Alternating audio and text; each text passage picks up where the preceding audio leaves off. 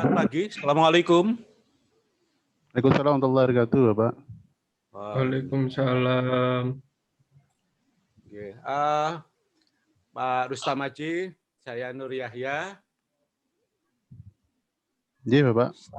Bergabung bersama rekan-rekan dalam diskusi yang dengan materi hukum acara pidana di kelas PKPA kerjasama antara Dewan Pimpinan Nasional Pradi dengan Fakultas Hukum Universitas Wijayakusuma.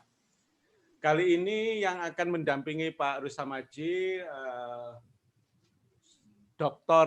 Penny Jati Setiawati. Nah, itu selaku moderator. Nanti Bapak juga akan kami bantu co-hostnya ada di sini untuk membantu menampilkan PowerPoint ya melalui sistem yang ada di tempat kami. Silakan Ya, Bu Penny. Wilayahnya saya serahkan kepada Bu Penny. Ye. Saya undur diri, Pak Rustam. Terima kasih, Pak Yahya. Terima kasih Pak Nur Yahya. Selamat siang Bapak Dr. Muhammad Rustam Haji SHMH selaku pembicara kita pada siang hari ini di sesi kedua. Selamat siang, Ibu Penny. Terima kasih Bapak. Langsung saja sebelum dimulai penyampaian materi kita pada sesi kedua, izinkan saya membaca sedikit kurikulum vitae dari Bapak Dr. Muhammad Rustam Haji SHMH. Beliau adalah dosen di Universitas 11 Maret dengan keilmuannya yaitu hukum acara pidana dan beberapa penelitian di bidang hukum ekonomi. Riwayat pendidikan beliau telah menempuh sarjana hukum di Fakultas Hukum Universitas 11 Maret, kemudian mengambil studi S2 di Fakultas Hukum Universitas 11 Maret, dan telah menempuh studi S3 di Fakultas Hukum Universitas Diponegoro. Untuk mempersingkat waktu, saya persilahkan kepada Bapak Muhammad Rustam Haji untuk menyampaikan materi, dan saya mohon izin untuk share screen materi panjenengan, ya Bapak. Jadi silakan Ibu.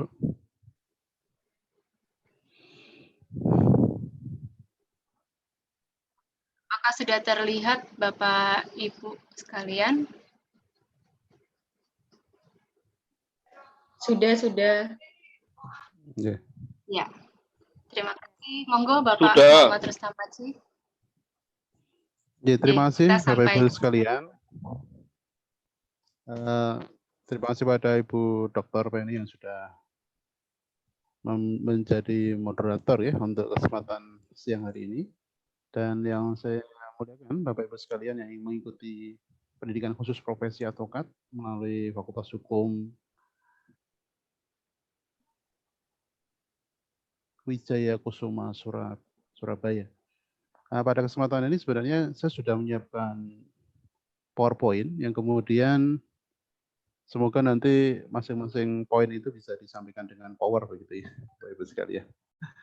Nah, karena saya mendapatkan sesi yang kedua setelah Pak Hari Purwadi yang sebelumnya tadi, maka sebenarnya saya tidak akan mengulang di bagian-bagian awal, namun nanti materi secara lengkap ini akan dengan kasus-kasus yang kemudian semoga bisa memberikan pengetahuan kepada Bapak Ibu sekalian berkenaan dengan masing-masing penegakan hukum pada konteks hukum pidana.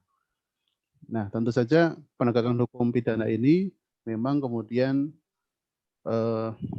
menggunakan sebuah rule of the game yang kita kenal dengan Undang-Undang Nomor 8 Tahun 81 tentang hukum acara pidana yang usianya sudah lebih dari 3 dasawarsa. Ya, silakan. Karena ini kita di sesi kedua, Bu Penny tadi Pak Hari sudah sampai putusan hakim nggih, Bu ya? Kalau tidak salah. Atau kita langsung lompat sampai di mana tadi, Bu? Pak Hari Purwadi?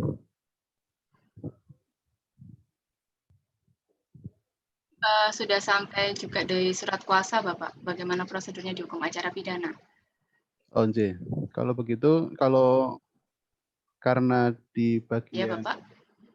Sebenarnya kalau Bapak Ibu sekalian nanti ketika menjalankan amanah sebagai penegak hukum, pada konteks advokat, tentu saja pintu gerbang utamanya kan tentu saja adalah surat kuasa yang memberi payung hukum kepada Bapak Ibu sekalian ketika nanti membela kepentingan dari pengguna jasa dari advokat atau dalam konteks ini adalah penegak hukum. Ya.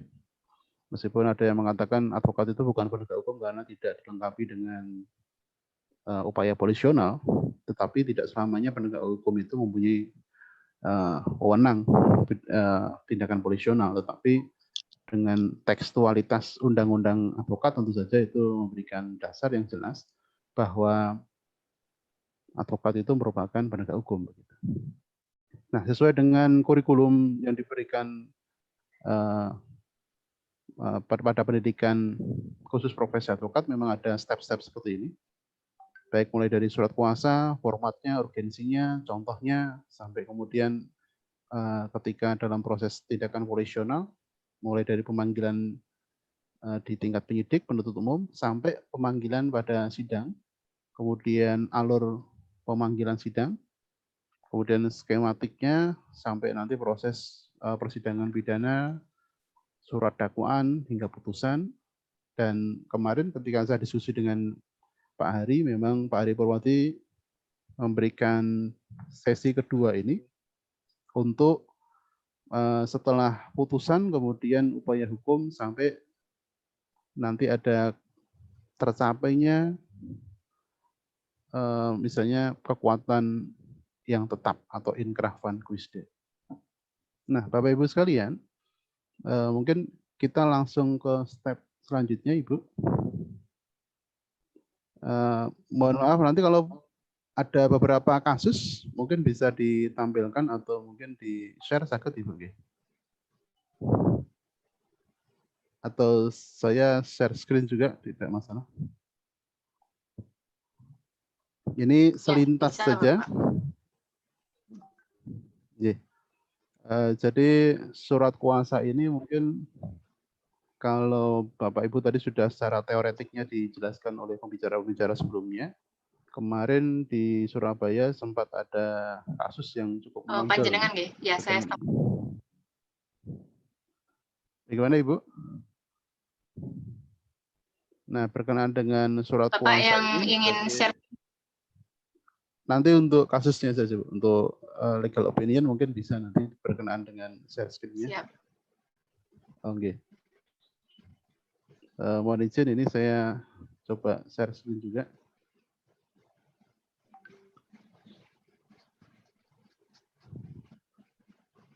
Silakan Bapak. Oke. Jadi berkenaan dengan sebentar.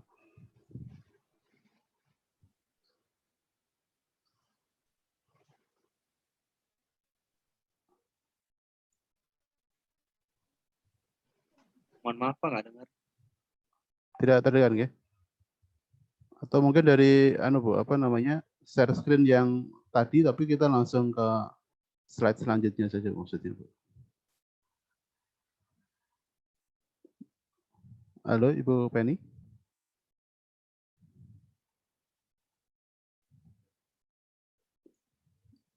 Ibu Penny. J Bapak. Mohon maaf koneksi saya yang Kalau apa namanya? Share screen-nya dilanjutkan dulu nggak Bapak? Nanti saya yang bagian kalau untuk berkaitan dengan legal opinion atau ada kasus-kasus yang berkaitan nanti bisa saya share aja Bu. Tapi untuk sementara Ibu dulu enggak masalah, tidak masalah. Iya Bapak.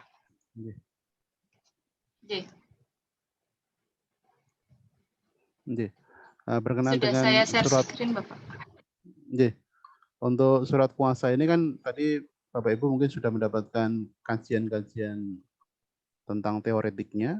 Pada prinsipnya memang surat kuasa inilah yang merupakan pintu pembuka sekaligus menjadi jalan bahwa Bapak Ibu sekalian ketika nantinya menjalankan profesi advokat ini kemudian harus berpegang pada lingkup surat kuasa yang sudah diberikan oleh klien dalam konteks demikian ya.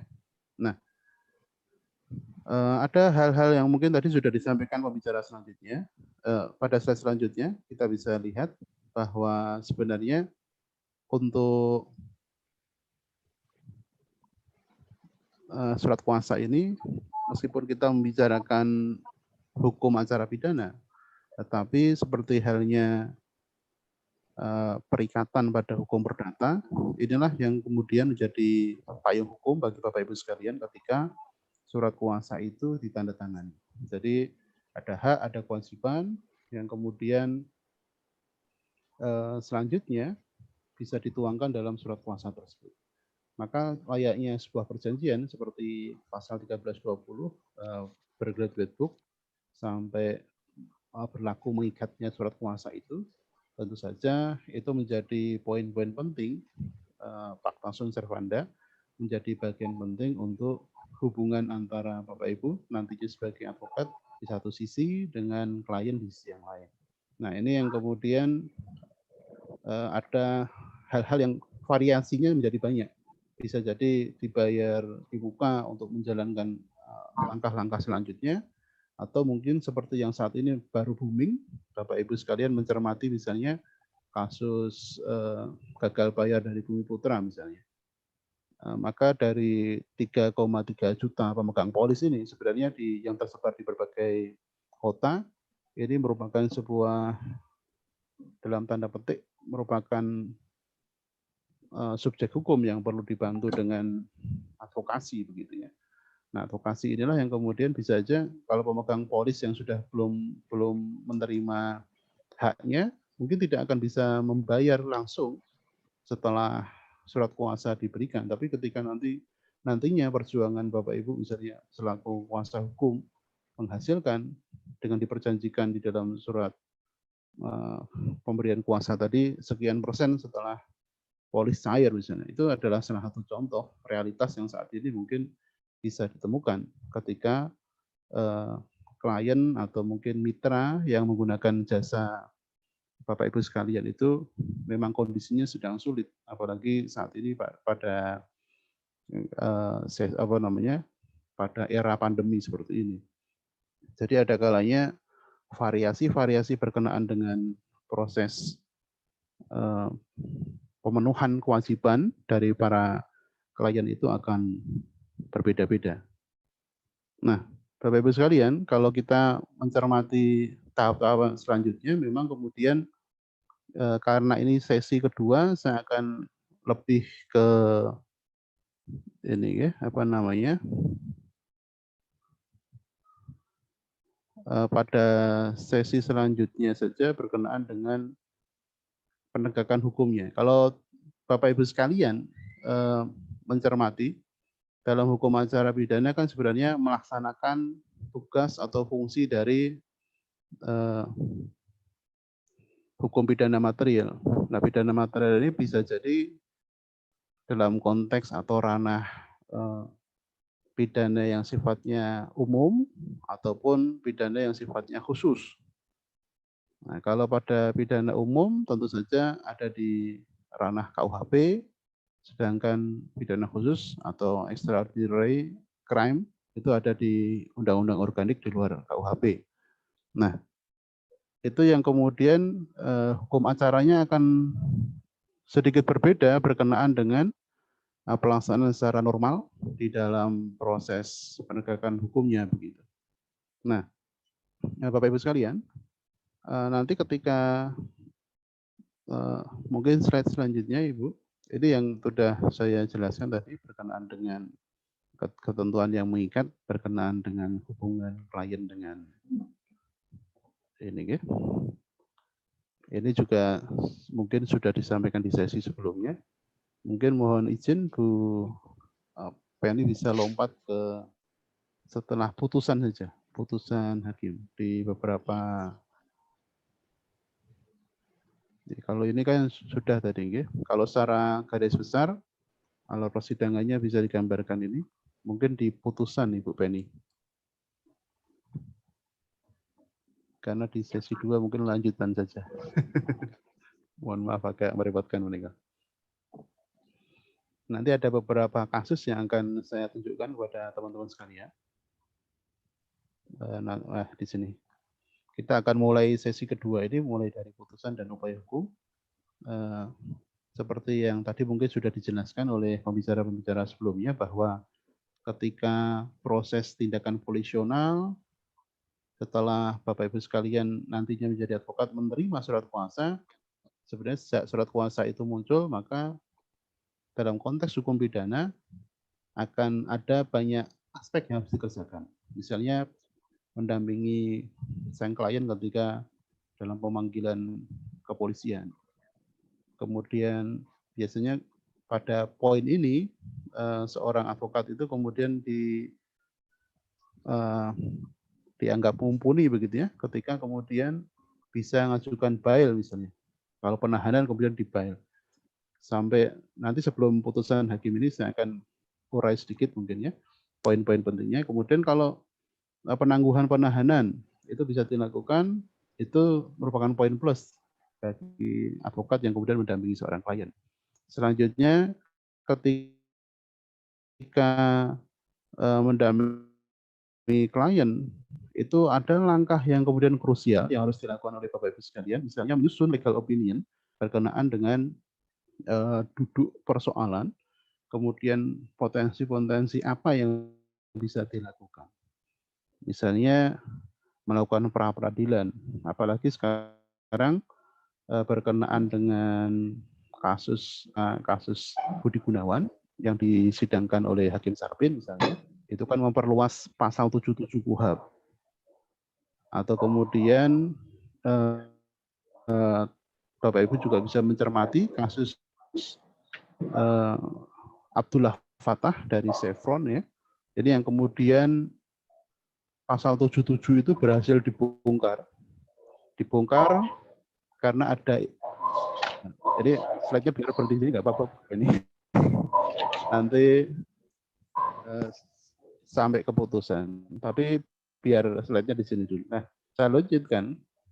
Poin kedua yang bisa dilakukan, poin ketiga yang bisa dilakukan adalah selain tadi berkenaan dengan proses pra peradilan, ada penyusunan legal opinion dan sebagainya. Mungkin pada bagian pra peradilan yang sedikit saya ceritakan atau tadi sudah disampaikan atau belum monggo ya. Tapi dari putusan Hakim Sarpin maupun pada putusan Mahkamah Konstitusi berkenaan dengan kasusnya Chevron pada kasus Abdullah Fattah ini, sebenarnya ada sebuah poin penting bagi Bapak Ibu ketika nanti menjadi advokat, atau kalau dalam istilah ilmiahnya itu adalah pengemban hukum. Jadi pengemban hukum itu ada dua, ada pengemban hukum teoretis itu yang dijalankan oleh para dosen seperti Bu Dr. Penny misalnya. Ada juga misalnya pengemban hukum praktis yang nantinya selanjutnya dijalankan oleh advokat. Maka pada konteks demikian, seperti di dalam bukunya Pak Bernard Aris Sidarta, bahwa berkenaan dengan pengembangan hukum secara praktis ini sebenarnya langkah selanjutnya kalau kita mempelajari kasusnya Sarpin dan Pak Abdullah Fattah dari Chevron, maka ada yang menarik ketika pra peradilan membongkar pasal 77 KUHP. Pasal 77 KUHP itu berhasil dibongkar karena kalau di putusan Sarpin mungkin kita tidak begitu bisa melihat, tetapi kalau mencermati putusan MK itu akan kelihatan bahwa cara membongkar dari para ahli yang dihadirkan pada sidang judicial review itu memulai pada rapuhnya formulasi di dalam KUHP. Jadi misalnya ada istilah bukti permulaan, tapi tidak ada penjelasannya. Kemudian pada proses penangkapan ada bukti yang cukup begitu. Tapi kalau kita lihat nggak ada penjelasannya. Pasal 184 KUHP ada istilah alat bukti, tetapi juga tidak ada penjelasannya. Maka dari sinilah ternyata ditarik, oh ternyata di dalam KUHP itu ada bad formulation. Jadi formulasi yang buruk karena ada istilahnya, tetapi tidak ada penjelasannya. Maka ketika menggali lebih jauh, ada di dalam pasal 77 itu sebelum bongkar pasal 77 ada yang namanya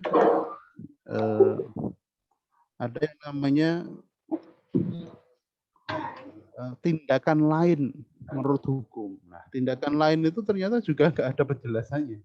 Maka dari sinilah muncul yang namanya bad formulation. Itu yang dimanfaatkan oleh para ahli waktu itu yang dihadirkan di kasusnya Chevron, sehingga dari bad formulation itu ketemu, oh ternyata pasal 77 yang rigid seperti itu, yang membatasi pra peradilan ternyata bisa diperluas. Dan akhirnya putusan MK itu yang juga dikaitkan dengan putusannya Sarpen itu ternyata memberikan peluang besar bagi Bapak Ibu sekalian ketika nanti mengemban hukum sebagai advokat untuk melakukan pra peradilan.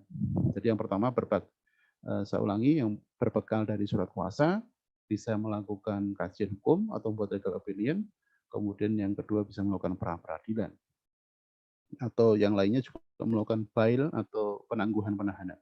Itu poin-poin penting ketika menjalankan fungsi sebagai advokat, sehingga poin positif di mata klien itu didapatkan. Karena yang semula misalnya di rutan berubah menjadi tahanan rumah atau tahanan kota, itu menjadi poin positif.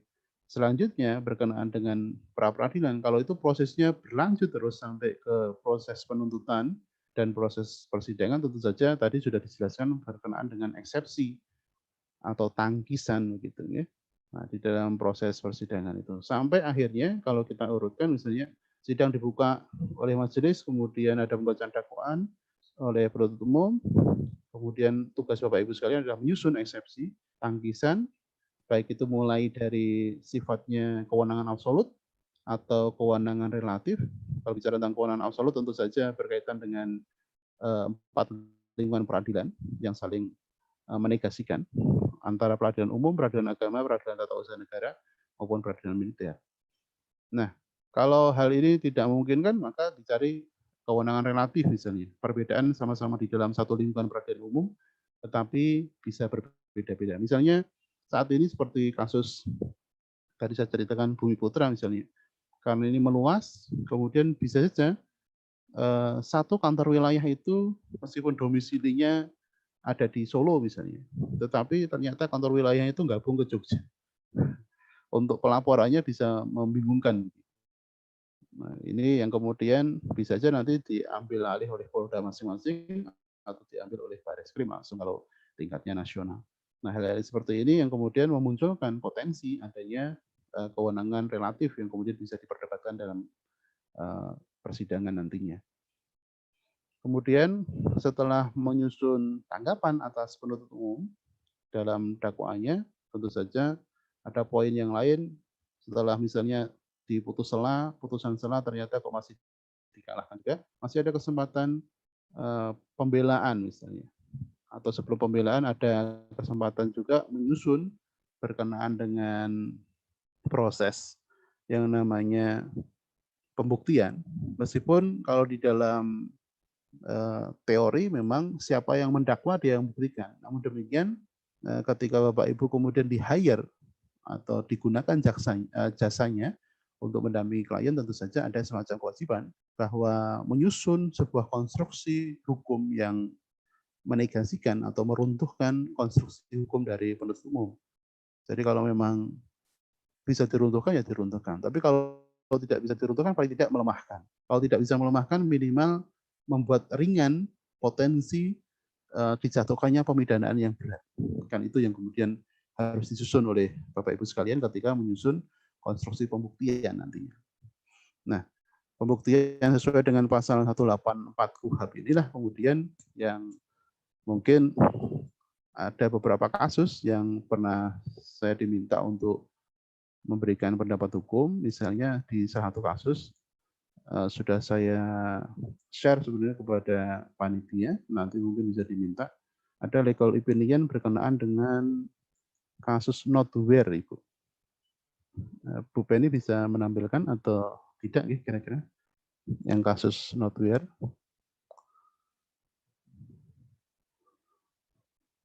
Atau nanti di-share aja enggak apa-apa. Tapi saya ceritakan Bapak, kalau ingin di share screen dari panjenengan. Oh, coba saya share screen. Jadi ini ada sebuah contoh kasus Bapak Ibu sekalian yang berkenaan dengan sebentar ini. Jadi berkenaan dengan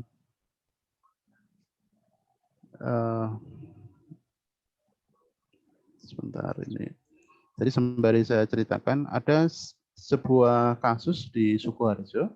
Jadi ada seorang ibu-ibu yang dilakukan percobaan pembunuhan terhadapnya, bahwa kemudian di dalam proses percobaan pembunuhan itu ternyata gagal karena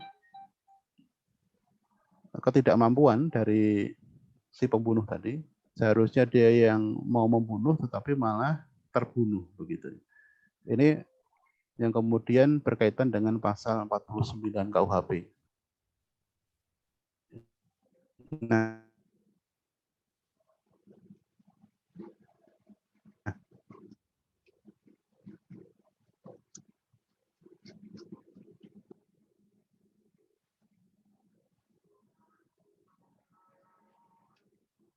Halo, selamat siang Bapak.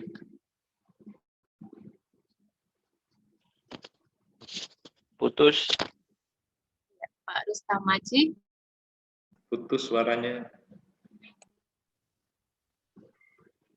Halo Pak Dr. Rustamaji.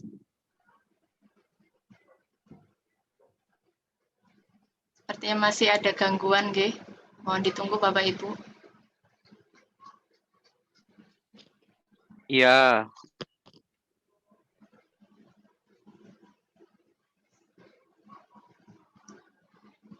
Ya, sepertinya Pak Rustamaji terputus koneksinya.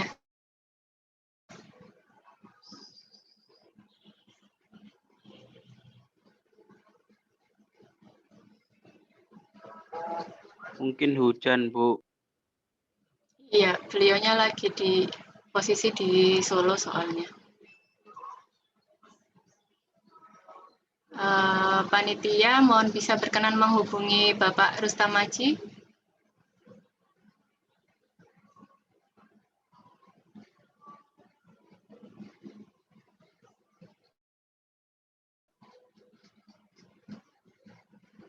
Mohon ditunggu, nggih.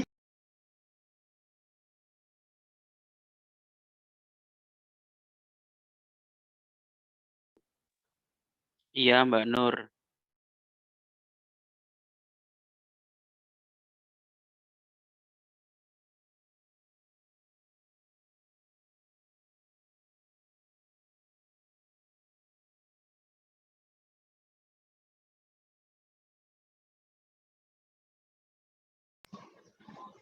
Selamat siang Pak Rustamaji.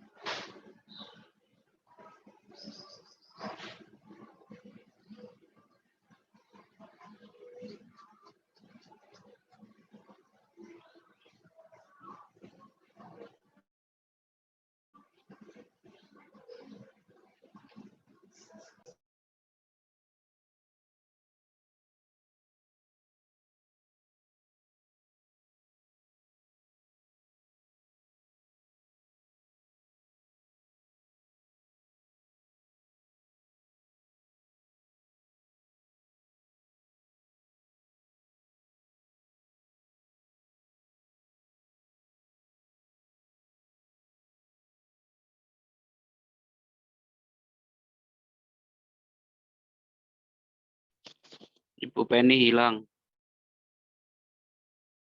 Di sini. Saya masih menunggu Pak Rustamaji sudah bergabung, tapi sepertinya salah join. Saya masih menghubungin panitia. Oke, sudah hadir. Selamat siang Pak Rustamaji.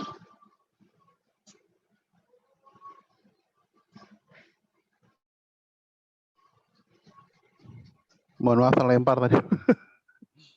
Ya, J, Bapak. Ya, Jadi monggo Bapak. nanti mungkin saya untuk contoh-contoh legal opinion maupun pendapat hukum serta contoh BAP ketika saya diminta hadir sebagai ahli, nanti mungkin bisa di-share saja kepada Bapak Ibu sekalian. Karena dukungan mungkin sinyal di tempat saya agak down gitu. Tapi prinsipnya begini Bapak Ibu. Berkenaan dengan kajian yang bisa dilakukan untuk memberikan langkah yang konkret bagi klien. Misalnya pada kasus noteware ini. Kasus noteware atau noteware access ini yang pernah terjadi. Jadi memang dia terbukti melakukan pembunuhan, tetapi itu pada konteks dia membela diri. Ternyata yang menjadi salah satu pencermatan, kenapa kok dia bisa bebas dari proses lebih lanjut, bahkan ini dihentikan oleh penyidik karena juga jaksa memberikan petunjuk bahwa perlu pendapat ahli berkenaan dengan hal ini. Namun tim advokat ini sebenarnya sudah menemukan bahwa sebenarnya ada satu alat bukti yang memberikan pembuktian kuat bahwa pada kasus itu terjadi noteware. Nah, justru yang menjadi alat bukti bahwa itu adalah peristiwa noteware atau merupakan pembelaan terpaksa adalah sebuah celana dalam, mohon maaf, dari si ibu tadi. Jadi perawaannya kecil, tetapi orang yang mau membunuh itu besar. Tapi ketika di dalam mobil itu akan dilakukan, dia berhasil menangkis palu yang digunakan untuk memukul kepalanya, sehingga kemudian justru orang yang mau membunuh tadi justru terbunuh. Tetapi yang membuktikan bahwa itu adalah noteware adalah sang ibu tadi sempat kencing di celana. Nah, justru kencing di celana itulah yang kemudian celana dalam itu yang berlumuran air kencing dari si ibu tadi yang membuktikan bahwa dia itu pada posisi membela diri. Dan itu kemudian oleh jaksa dan kepolisian atas legal opinion yang disusun oleh tim advokat tadi menghentikan proses hukumnya karena memang itu memenuhi ketentuan pasal 49 KUHP. Ini sebuah contoh. Kemudian kalau proses misalnya selanjutnya di dalam proses pembuktian putusan kok ternyata diputus yang kemudian merugikan kepentingan sang klien misalnya. Tentu ada proses upaya hukum, banding, kasasi, atau sampai nanti peninjauan kembali. Tapi prinsipnya, Bapak Ibu sekalian tentu sudah memahami bahwa untuk upaya hukum itu ada yang biasa, ada yang luar biasa. Kalau yang biasa itu, mungkin di PPT juga ada, Bu Penny. Di upaya hukum biasa dan luar biasa itu sebenarnya yang membedakan hanya satu kata saja, yaitu aksesibilitas. Begitu ya. Jadi kalau di PPT itu saya jelaskan secara rinci berkenaan dengan proses-proses putusan yang kemudian ada 3 kemungkinan, putusannya bebas, lepas, atau kemudian satu lagi pemidanaan. Kalau putusannya bebas tentu saja dakwaan yang kemudian dilanjutkan tuntutan itu secara sah dan meyakinkan tidak terbukti kalau itu sifatnya atau putusannya bebas. Nah ini ada 4 berbagai macam pasal yang menyebutkan putusan bebas itu dalam KUHP, misalnya pasal 44 KUHP, perbuatan tindak pidana yang dilakukan terdakwa itu tidak dapat dipertanggungjawabkan karena jiwanya sakit begitu. Jadi jiwanya cacat dalam pertumbuhan atau mental disorder. Nah kalau terjadi mental disorder ini tentu saja tidak akan dimintai pertanggungjawaban pidana. Nah, jadi Bapak Ibu sekalian harus mengenal betul ini senjatanya para advokat ya. Jadi pertanggungjawaban pidana itu disebut dengan AFAU ditambah AFAS. AFAU ditambah AFAS. AFAU itu adalah Aushe van alle wederrechtelijk. Jadi pertanggungjawaban pidana adalah AFAU ditambah AFAS. AV-nya adalah Ausge van alle wederrechtelijk. Jadi wederrechtelijk adalah perbuatan melawan hukum pidana. Konteksnya adalah asas legalitas. Jadi kalau ada pasalnya yang kemudian diatur di dalam sebuah ketentuan hukum, baik itu KUHP atau di luar KUHP, maka bisa saja ketentuan pasal itu dipenuhi. Tapi masih ada faktor yang lain, yaitu AFAS, yaitu Ausge van alle Schuld. Nah, Schuld inilah yang kemudian menjadi poin penting bagi Bapak Ibu sekalian untuk membebaskan dari tanggung jawab pidana. Nah, di sini dulu masih di pasal 44. Ya. Nah, salah satu contoh yang untuk membebaskan itu karena Schuld-nya nggak ada. Jadi jiwa cacat dalam pertumbuhan, mental disorder, atau jiwanya terganggu karena penyakit, itu karena Schuld-nya tidak terpenuhi. Nah, Schuld itu yang membahas tentang mens rea, actus reus, begitu. Nah, jadi pertanggungjawaban pidana sama dengan AVO ditambah AFAS. Kalau salah satunya nggak terpenuhi, maka bebas. Nah, pemahaman atas rumus pertanggungjawaban pidana ini yang kemudian menjadi senjata ampuh bagi para advokat ketika nanti menjalankan profesinya.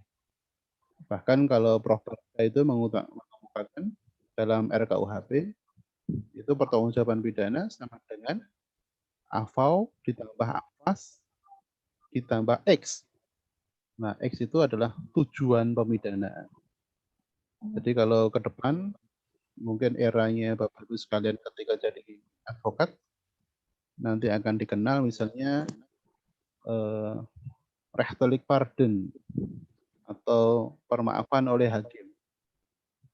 Bahkan kemarin ada yang lebih setelah dulu Mahkamah Agung mengeluarkan surat edaran berkenaan dengan tindak pidana ringan di bawah 2.500.000. Kemarin ada peraturan Jaksa Agung nomor 15 tahun 2020 kalau nggak salah. Itu berkenaan dengan penghentian penuntutan berdasarkan restoratif justice. Nah, kajian-kajian seperti ini menguntungkan profesi advokat sebenarnya. Karena di satu sisi memang disadari saat ini misalnya masyarakat Indonesia itu menjadi swing society. Jadi seakan-akan masyarakat itu mudah menuntut orang, mudah menyalahkan orang lain. Jadi satu sisi ini lahan yang bagus untuk advokat. Tetapi kalau sebagai korban yang didampingi oleh Bapak Ibu karena dilaporkan, tetapi kerugiannya tidak mencapai 2.500.000, jadi artinya ini hanya tidak pidana ringan misalnya. Misalnya dulu Prof. Komarah Emong mengatakan ketika menanggapi putihnya ini ketika menanggapi Pak saya bodoh begitu. Sebagai guru besar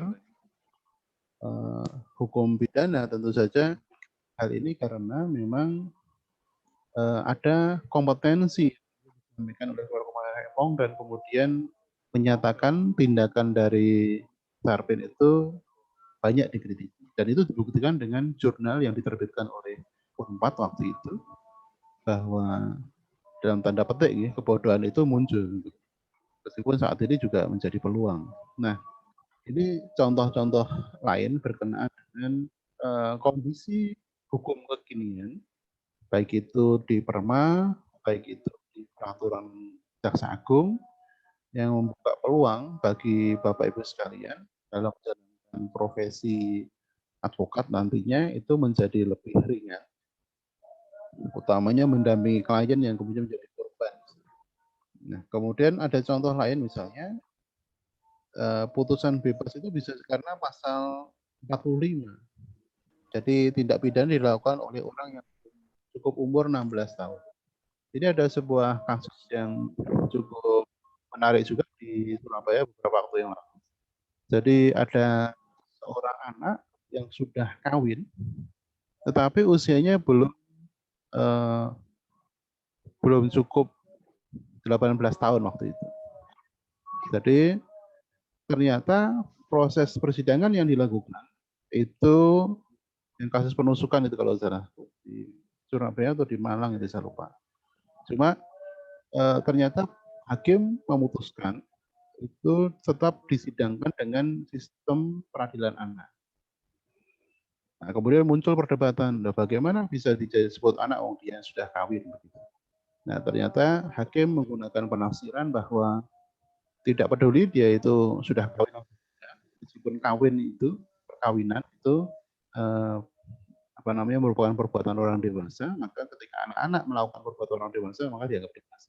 Nah, statement atau tafsir ini hanya berkembang di dunia akademis memang, tetapi secara tekstual yang ada di undang-undang adalah kalau usianya belum 18 tahun maka dianggap anak. Itu yang digunakan oleh hakim secara tafsir tekstual gramatikal. Maka kemudian sistem peradilan pidananya yang digunakan adalah peradilan pidana anak. Harapannya tentu saja ini akan memberikan banyak keuntungan bagi sang terdakwa tadi ketika dia disidangkan dengan sistem peradilan anak. Nah, ini contoh pemikiran-pemikiran yang kemudian harus dipahami berkenaan dengan pengembangan pasal 45 KUHP saat ini. Jadi selain nanti untuk putusan bebas juga merupakan persinggungan antara sistem peradilan anak maupun sistem peradilan orang yang dewasa begitu. Kemudian pasal 48 KUHP ini orang yang melakukan tindak pidana karena pengaruh daya paksa. Ini mirip-mirip dengan pasal 49 yang tadi saya ceritakan dengan pembelaan diri atau self defense atau notwear tadi. Kalau ada perbedaan pendapat, mungkin ini yang bisa menjadikan pengayaan bagi Bapak Ibu sekalian ketika nanti menjadi advokat, daya paksa itu harus masif. Gitu. Ya, ini yang kemudian disampaikan misalnya seperti R. Susilo atau Andi Hamzah, bahwa daya paksa itu harus masif, artinya misalnya seorang melakukan penembakan pada orang lain, itu harus digenggamkan tangannya sampai diarahkan dan ditembak pelatutnya, ditarik pelatutnya. Sampai seperti itu untuk yang disebut daya paksa masif.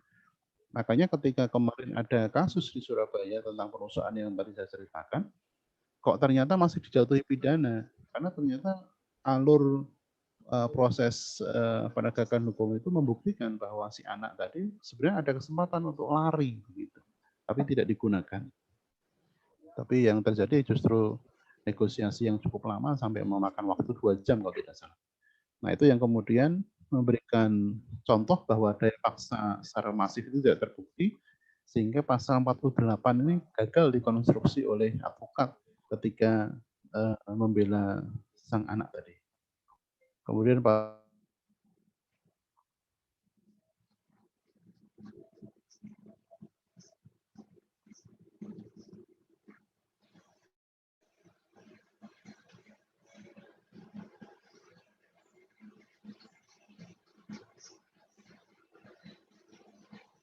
Rostamaji.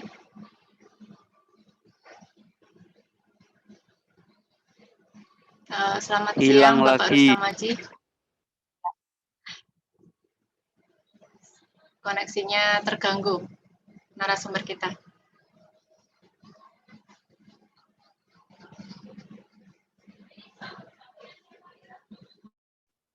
Iya, Ibu Frida.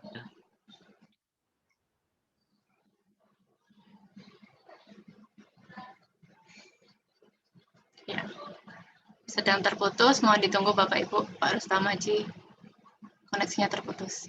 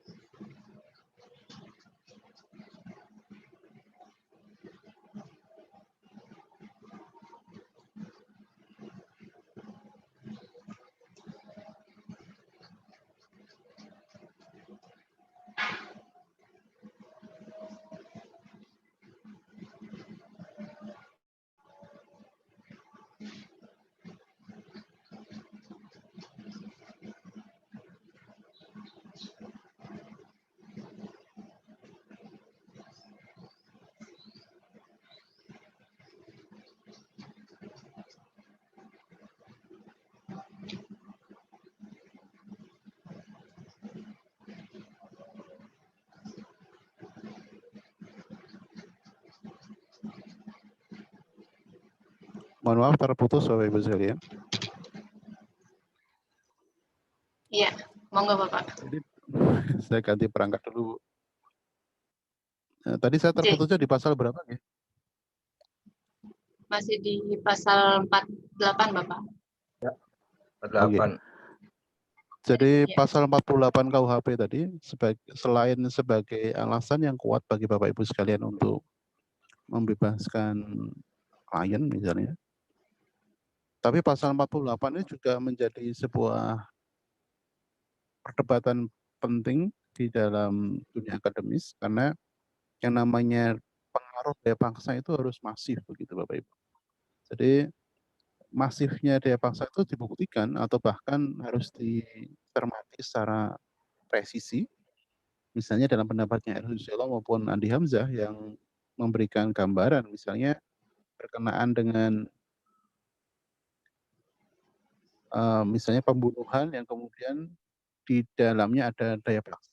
Seseorang itu yang kemudian dianggap daya paksa masif itu memang kemudian yang harus dibuktikan dengan misalnya seseorang itu dipaksa untuk megang senjata api sampai kemudian ditarikkan pelatuknya dan digenggamkan di tangannya misalnya begitu.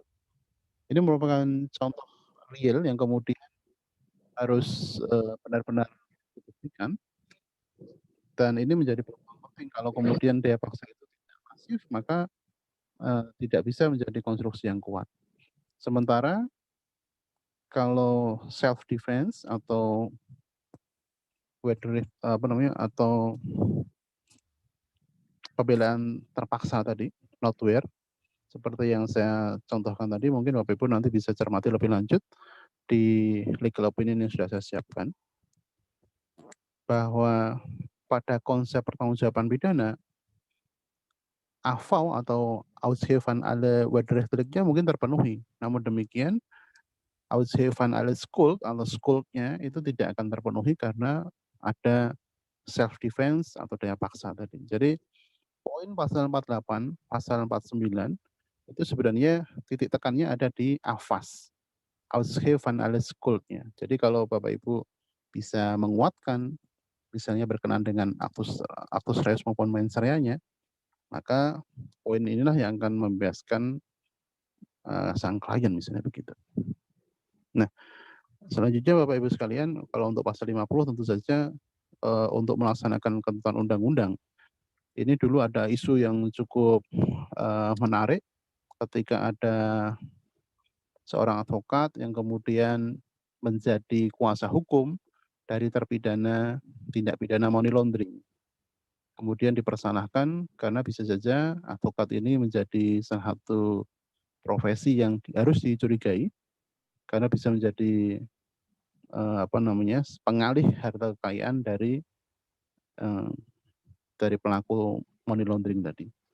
Jadi tidak ada pencucian uang, kemudian bisa menyerempet profesi advokat. Namun demikian, dengan pasal 50 ini tentu saja hal demikian tidak memungkinkan, apalagi advokat dalam menjalankan profesinya ada yang namanya kode etik profesi dan juga undang-undang advokat. Jadi undang-undang advokat dan pasal 50 ini yang kemudian tidak memungkinkan adanya tuntutan pidana terhadap Bapak Ibu sekalian ketika misalnya dalam konteks tadi tindak pidana pencucian uang. Ini yang kemudian bisa jadi contoh yang penting berkenaan dengan hal ini. Nah,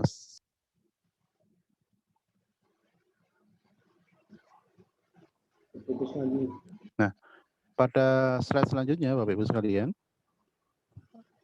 selain tadi berkenaan dengan putusan yang bebas, ada juga putusan lepas.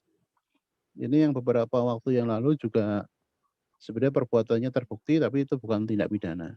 Jadi contoh, ada rekan advokat di Solo yang kemudian dilaporkan ke kepolisian, namun demikian harus ditelaah lebih lanjut bahwa kalau berkenaan dengan lepas ini, biasanya kalau kasus pidana maka coba akan dilarikan ke kasus perdata. Jadi pada kasus ini tadi saya contohkan di file yang saya share kepada Pak Yahya, itu ada kasus sabun, itu satu. Yang kedua kasus dugaan penipuan dan penggelapan. Jadi pada kasus yang sabun ini memang ada salah satu pengrajin, perajin pembuat sabun begitu ya. Kemudian karena ada salah satu orang yang kemudian meminta tolong dibuatkan sabun dengan merek Gove, GOVE, Gove itu. Meskipun ini mirip-mirip dengan Dove gitu ya. Nah, tapi kan karena itu order ya dia laksanakan saja. Tetapi ketika kemudian dia melaksanakan itu ternyata dilaporkan polisi. Yang pertama dia tidak memiliki izin usaha, yang kedua izin edar. Padahal dia hanya melaksanakan apa yang diminta oleh seseorang yang pesan tadi. Dan anehnya yang memesan tadi ternyata adalah salah satu dari produsen sabun juga, yang kemudian semua permintaan tadi ternyata itu hanya merupakan jebakan. Nah, pada konteks kasus yang terjadi di Sukoharjo ini, kemudian kita harus cermat dalam melihat atau kasus ini ternyata memang pada akhirnya kasus ini lepas. Tetapi cara melepaskannya tentu saja ada perdebatan yang sengit, misalnya berkenaan dengan Perma nomor 1 tahun 56.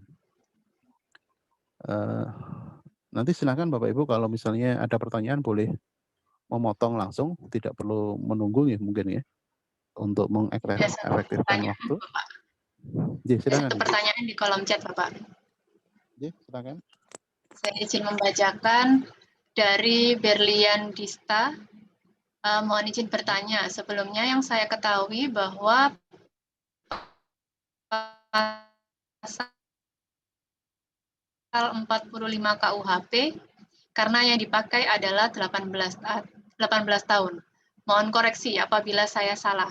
Kemudian saya pernah membaca pendapat ahli bahwa walaupun belum berusia 18 tahun, tetapi apabila anak tersebut telah melangsungkan perkawinan, maka ia telah dianggap dewasa karena juga sudah tidak di bawah pengampuan.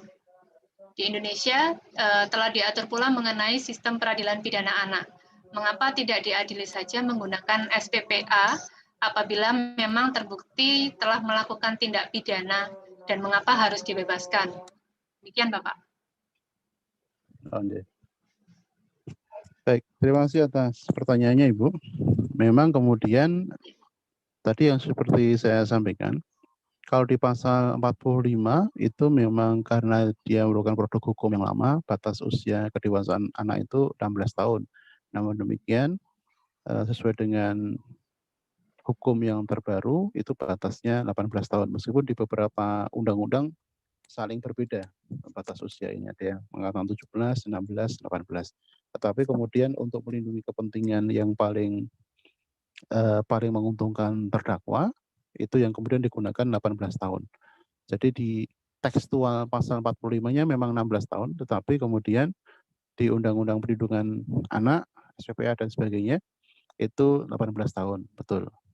Jadi pada kasus misalnya tadi seperti yang saya kemukakan, ahli memang berpendapat bahwa berkenaan dengan perkawinan, karena perkawinan itu dilakukan oleh orang dewasa sehingga melepaskan hak-hak pengampuan, hak-hak kemudian melekat hak sebagai suami istri yang kemudian masuk dalam ranah keperdataan, utamanya pada lingkup keluarga, maka seorang itu dianggap bukan dewasa lagi begitu.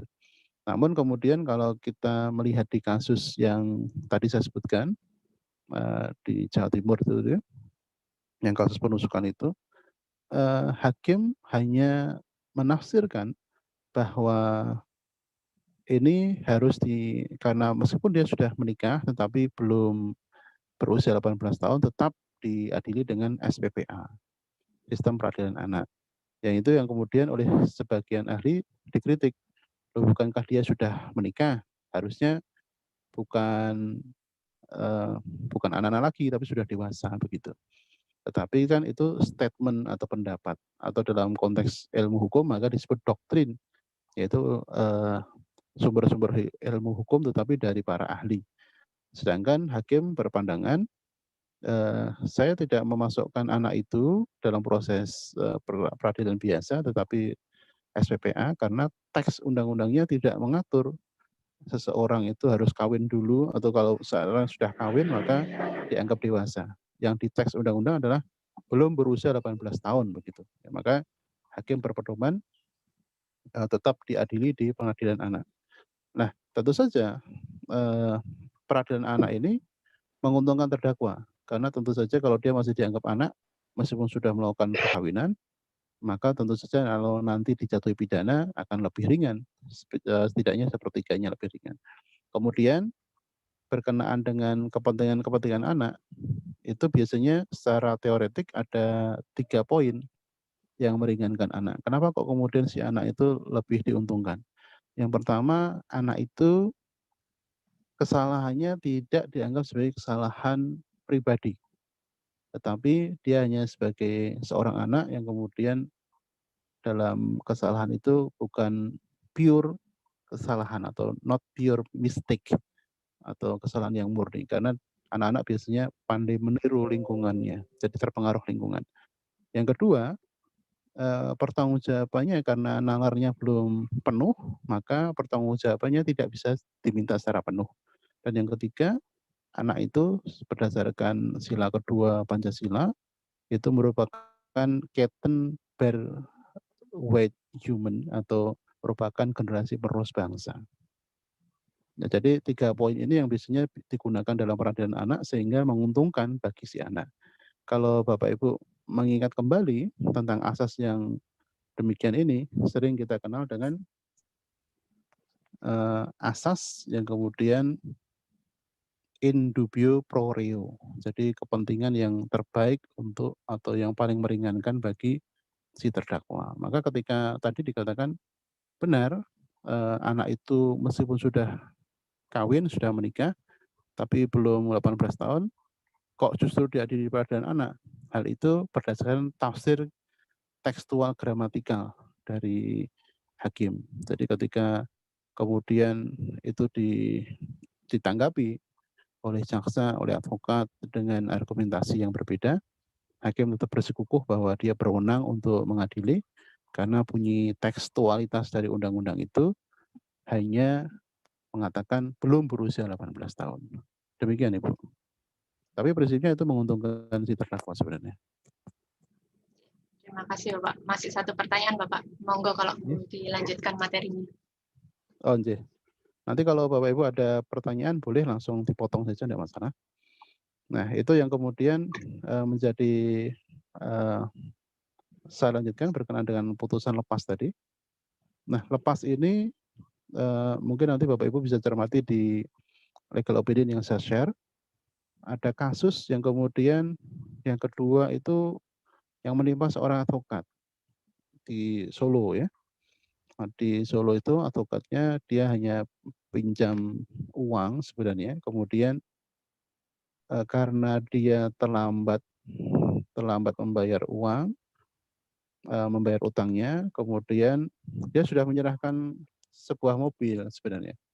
Tetapi tidak mau diterima, justru dilaporkan ke polisi karena dugaan penipuan dan penggelapan. Maka hal seperti ini Ibu Bapak sekalian harus memahami konsep hukum yang misalnya saya ambil dari Prof. Barda. Prof. Barda itu menggambar hukum ada sebuah 2 kotak itu yang bersusun, kotak yang atas norma, yang bawah nilai. Norma itu law in the book, sedangkan nilai law in the mind. Jadi yang norma itu adalah hukum yang tekstual, sedangkan nilai itu hukum yang sifatnya lebih kontekstual, lebih ke arah nilai. Maka pada persinggungan kasus seperti ini antara kasus perdata dan pidana, itu Bapak Ibu sekalian untuk membebaskan atau untuk melepaskan dakwaan itu biasanya menggunakan rumus ini. Jadi yang norma itu mengacu ke Perma nomor 1 tahun 56, sedangkan nilainya itu adalah asas ultimum remedium. Nah, penjelasan dari konstruksi hukum ala Barda Nawawi kemudian normalnya dijelaskan sebagai tekstualitasnya ada di Perma nomor 1 tahun 56, sedangkan nilainya adalah ultimum remedium, bisa saja tindakan advokat tadi yang meminjam uang, kemudian ternyata terlambat bayar dan sebagainya, itu dilaporkan, perbuatannya terbukti, bahwa dia belum mengembalikan uang itu terbukti, tetapi itu masuk ke ranah perdata. Cara mengupasnya tentu saja dengan tadi, pakai Perma nomor 1 tahun 56, bahwa kalau ada persinggungan antara pidana dan perdata, maka perdata yang didahulukan. Hal tersebut sesuai dengan nilai yang dikandung dalam semangat hukum itu ada di ultimum remedium, bahwa hukum pidana diletakkan pada bagian paling akhir. Pada kasus itu kemudian putusannya ternyata melepaskan sang advokat tadi. Itu yang terjadi di Solo, Bapak Ibu. Ini dua contoh yang kemudian bisa menjadi perhatian kita bersama. Ternyata ada cara-cara yang kemudian bisa digunakan. Selanjutnya, Ibu, pada slide selanjutnya, ini ada putusan pemidanaan. Jadi putusan pemidanaan itu prinsipnya adalah dakwaan itu secara sah dan meyakinkan terbukti begitu. Nah, kalau sudah seperti ini, tentu yang bisa dilakukan oleh Bapak Ibu sekalian adalah bagaimana caranya meringankan tindak pidana itu atau meringankan besaran dari vonis atau putusan hakim tadi. Nah, ini yang pernah terjadi di Pengadilan Negeri Manado. Sudah saya share juga untuk kasus legal opinion-nya. Jadi kasusnya sebenarnya tindak pidana narkotika gitu. Jadi salah satu klien itu ketemu saya sudah sangat terlambat, yaitu dia nanti juga ini putusan pemidana ini saya kaitkan dengan PK. Gitu. Ternyata dia di Manado itu dia ditangkap polisi setelah main jet ski, kemudian ditemukan di rumahnya itu ada sekian gram sabu-sabu begitu. Nah, karena gram-gramannya juga besar, tapi kemudian yang dilakukan oleh sang advokat ini juga bagus karena kemudian ternyata bisa dibuktikan bahwa yang bawa sabu-sabu sekian gram itu adalah rekannya, meskipun dia juga pernah pakai juga.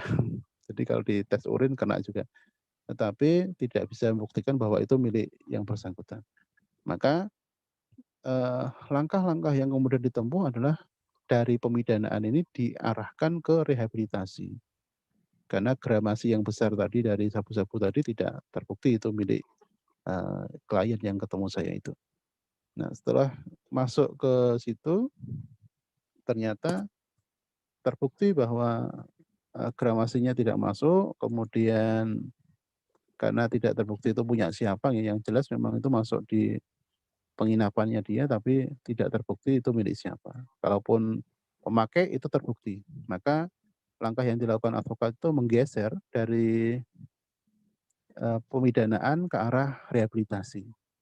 Nah, ternyata kemudian direhabilitasi setelah dia meminum beberapa obat yang dia beli dari Tiongkok, ya. Ternyata ada obat yang kemudian untuk menetralkan zat adiktif dalam tubuh itu ada. Ya. Nah, setelah itu dipakai, kemudian di pusat rehabilitasi itu akhirnya selesai dan dia tidak dinyatakan positif darahnya, rambutnya, urinnya tidak mengandung narkotika lagi, kemudian tidak ada efek kecanduan, maka selesai rehabilitasi itu. Tapi anehnya setelah dia pulang dari Manado, dia pulang ke Jakarta, kasus itu ternyata bergulir lagi. Jadi sudah ada inkrah van Guisde, tetapi ternyata masih bergulir lagi kasusnya karena entah pakai tanda tangan siapa, ada banding dari jaksa penuntut umum, kemudian setelah banding dihukum 12 tahun karena gramasinya besar, kemudian dilanjutkan kasasi, kasasinya ketika tahu dia dihukum berat, maka dia mengajukan kasasi, meskipun sebenarnya itu sudah salah juga. Ya. Nah, kasasi itu menyatakan bahwa perbuatan banding tadi dari penuntut umum tidak benar karena sudah direhabilitasi, artinya sudah berlaku ketentuan ikrah van Guisde. Kenapa ada banding gitu? Tapi kemudian terbukti bahwa daripada langsung PK butuh novum, maka diperlukan kasasi dulu. Ternyata kasasinya juga memidana itu disesuaikan dengan lamanya dia menjalani proses tahanan. Itu yang dia, karena dalam penangkapan, proses penyidikan dan penuntutan kan ditahan itu. Nah, itulah yang kemudian menjadi sebuah keberatan ketika proses pidana ini. Nah, ini nanti Bapak Ibu bisa cermati di kajian yang sudah saya tulis, kemudian di PN Manado. Nah, ini lucunya adalah ketika di dalam proses sudah inkrah van Guisde, tetapi kemudian dari lembaga rehabilitasi juga sudah mengeluarkan surat bahwa rehabilitasi sudah dilaksanakan. Bahkan kemudian jaksa juga sudah pernah mau membuat surat bahwa berkenaan dengan pelaksanaan eksekusi itu sudah dilaksanakan. Jadi kalau Bapak Ibu sekalian lihat di pendapat hukum di PN Manado ini, ada bukti-bukti kuat berkenaan dengan SP 17 bahwa sebenarnya eksekusi sudah dilaksanakan. Ini yang kemudian menjadi novum, menjadi bukti baru yang menentukan. Ini namanya saya beri inisial gitu ya, inisial WN. Tetapi ketika kemudian saya mencermati 3 putusan itu, sebenarnya poin pentingnya justru ada di pelaksanaan ini. Jadi pasal 197 KUHP itu juga sudah dilanggar karena huruf K dan L-nya mengakibatkan batal demi hukum, meskipun saat ini sudah ada putusan MK ya, bahwa seseorang yang tidak dimasukkan di dalam atau ada perintah penahanan itu tidak membatalkan secara hukum ya. Tapi waktu itu juga sudah saya bahas, tapi poinnya bukan di situ. Tapi justru poin yang paling menentukan adalah ada sebuah surat, yaitu BA 17 tanggal 15 Desember 2017 yang menyatakan bahwa seorang yang Pak WN ini tadi kemudian dianggap sudah melaksanakan rehabilitasi. Nah, BA 17 ini ternyata tidak pernah dimunculkan, maka bisa menjadi novum. Artinya seluruh proses banding, kasasi yang sudah dilakukan itu batal demi hukum, null and void, atau kemudian terjadi nebis in idem. Nah, ini yang kemudian menjadi, saya agak melompat, ini yang kemudian menjadi novum untuk berlangsungnya PK, begitu Bapak Ibu. Selanjutnya, slide selanjutnya Ibu. Ini ada satu pertanyaan Bapak dari peserta. Oke, silakan. Saya Oke, bacakan silakan. dulu atau langsung? J. Dari Dibacakan dulu, Bapak nggak apa-apa. Iing Solihin Firmansyah. Mohon izin bertanya, dalam pelaksanaan rehabilitasi, biaya obat dan lain sebagainya menjadi tanggungan negara ataukah menjadi tanggungan orang itu sendiri? Terima kasih. Jadi kalau sebenarnya kan berkenaan dengan rehabilitasi, itu berkenaan dengan pelaksanaannya, itu karena melaksanakan perintah undang-undang. Kalau di dalam undang-undang memang diwadahi, ada yang namanya rehabilitasi. Nah, kemudian dalam pelaksanaannya itu di satu sisi dipayungi oleh undang-undang, memang ada mekanisme rehabilitasi. Pada kasus-kasus in concreto itu melaksanakan putusan hakim. Jadi kalau hakimnya memutuskan, maka dilakukan rehabilitasi atas diri X. Itu kan perintah hakim ya. Maka ada hukum di situ, judge made law, hakim membuat hukum. Maka kemudian pelaksanaan rehabilitasi itu sebenarnya harus gratis karena memang melaksanakan perintah hukum. Dalam konteks ini adalah hukum yang dibuat oleh hakim atau judgment law. Nah, pada konteks demikian sebenarnya ini kembali ke sila kedua tadi, Bapak Ibu sekalian. Jadi sebenarnya negara itu untuk kasus-kasus penyalahgunaan narkotika, kalau dia memang sebagai pengguna, itu rehabilitasi itu dibayar oleh rakyat melalui pajak, kemudian pajak itu diwujudkan dalam bentuk instansi-instansi rehabilitasi yang kemudian tujuannya bahwa saudara kita sebangsa yang kemudian terjerumus pada penyalahgunaan narkotika itu bisa kembali lagi menjadi orang yang berguna, karena kan simbolnya sila kedua itu kan adalah bulat kotak Bapak Ibu. Bulat itu perempuan, kotak itu laki-laki. Nah, bangsa Indonesia itu sebenarnya terdiri dari sebuah bangsa yang besar, itu terbentuk sebenarnya dari hubungan laki-laki perempuan yang kemudian menghubungkan menjadi sebuah keluarga, menjadi sebuah masyarakat, akhirnya bangsa. Jadi agar rantai Keten tadi, Mansfield-Keten katanya Insinyur Soekarno, itu agar tidak terkorosi atau putus, maka rehabilitasi itulah caranya untuk mengembalikan rantai kemanusiaan itu biar terkait erat lagi gitu. Itu yang kemudian menjadi dasar pemikiran harus gratisnya pelaksanaan rehabilitasi tadi.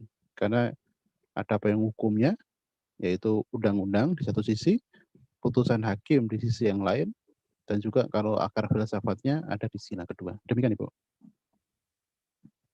Ya, terima kasih Pak.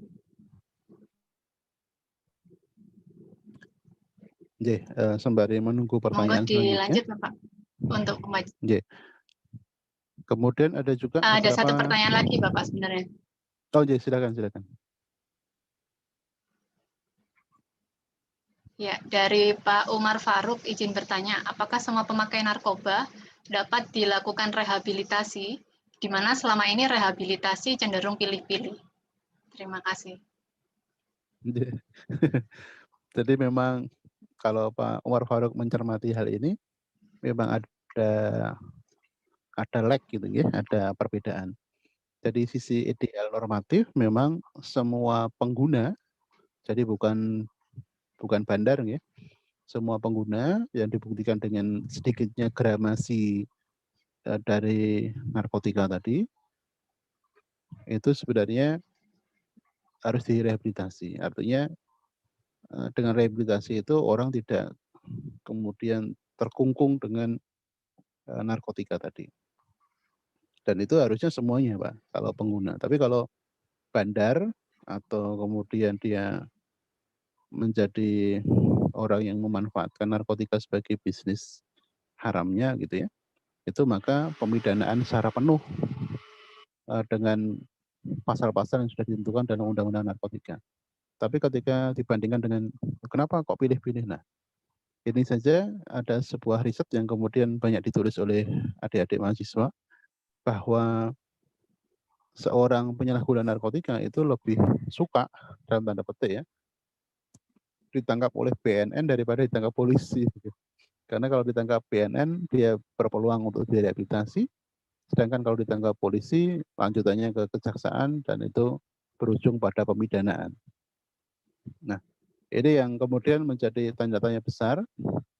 Kenapa bisa berbeda seperti ini? Nah, ini lagi-lagi berkaitan dengan tafsir hukum dan juga terjadinya dualisme penegakan hukum pada konteks tindak pidana narkotika. Di satu sisi kepolisian masih mempunyai kewenangan, di sisi yang lain BNN juga ada kewenangannya. Jadi itu yang kemudian menjadi permasalahan. Jadi pandangan Pak Umar tadi juga tidak salah. Secara ideal itu semuanya penyalahgunaan narkotika harus direhabilitasi sesuai dengan perintah undang-undang. Tetapi dalam prakteknya misalnya kok pilih-pilih karena kapasitas, karena jaringan atau karena kedekatan, itu yang kemudian membedakan atau mengikis idealitas tersebut. Tapi prinsipnya antara idealitas seharusnya sama dengan praktis yang kemudian terpraktek. Demikian Pak Umar. Ya, terima kasih Bapak. Monggo Bapak. dilanjut materinya, Bapak. Jadi kalau tadi ada putusan yang potensinya bisa pemidanaan, bisa juga lepas atau bebas. Selanjutnya ada upaya-upaya hukum yang itu sifatnya biasa maupun luar biasa. Tapi upaya hukum biasa dan luar biasa itu kuncinya hanya satu, kata sandinya cuma satu, yaitu aksesibilitas. Kalau upaya hukum biasa, banding, kasasi, atau perlawanan ini sifatnya tidak ada, semuanya bisa mengakses dan tidak perlu adanya sebuah pembatasan. Tetapi kalau upaya hukum luar biasa, tentu saja ada pembatasan, misalnya dengan syarat sudah inkrah van guisde yang pertama. Yang kedua, harus ada novum yang menentukan, jadi bukti baru yang menentukan. Kalau bukti baru tapi tidak menentukan ya sama saja, tidak bisa digunakan. Nah ini lanjut saja Bu, upaya hukum biasa luar biasa itu. Nah itu yang membedakan cuma satu kata, yaitu aksesibilitas. Itu saja. Nah, masalah aksesibilitas, kalau upaya hukum biasa itu tidak ada limitasi, tidak ada pembatasan, sedangkan upaya hukum luar biasa itu ada pembatasan karena ada syarat dan ketentuan berlaku. Misalnya ya tadi harus inkrah, harus juga selain inkrah itu juga harus ada novum gitu ya. Nah ini first set, banding, kasasi. Ini ada contoh kasus yang menarik juga tentang perlawanan ini. Baru saja kemarin ada sejumlah advokat yang di-hire oleh pemerintah kota Surakarta untuk melakukan perlawanan atas putusan Mahkamah Agung yang sudah inkrah berkenaan dengan tanah Sriwedari. Mungkin Bapak Ibu yang mencermati kasus ini juga tertarik ya. Karena ini tanah Sriwedari itu ada di pinggir jalan protokol di Kota Solo. Tetapi ketika dicermati putusannya ternyata ada yang aneh. Karena putusan Mahkamah Agung itu ada yang menabrak putusan tata usaha negara di satu sisi. Kemudian ada juga hak pakai dua petak yang kemudian ikut dicaplok di dalam putusan itu. Nah, kalau sudah inkrah van guisde kemudian mau dieksekusi ya satu-satunya jalan yang bisa dilakukan adalah verzet atau perlawanan ini misalnya. Ini yang kemudian berkenaan dengan hal ini yang kemudian coba dilakukan untuk melawan putusan pengadilan yang dijatuhkan di luar hadirnya terdakwa. Sebenarnya verzet itu konteksnya first take, tetapi kalau nanti berkaitan dengan perdata ada yang namanya perlawanan eksekusi. Tapi ini tidak kita bahas di sini ya, nanti mungkin di hukum acara perdata. Tapi itu contoh yang menarik bahwa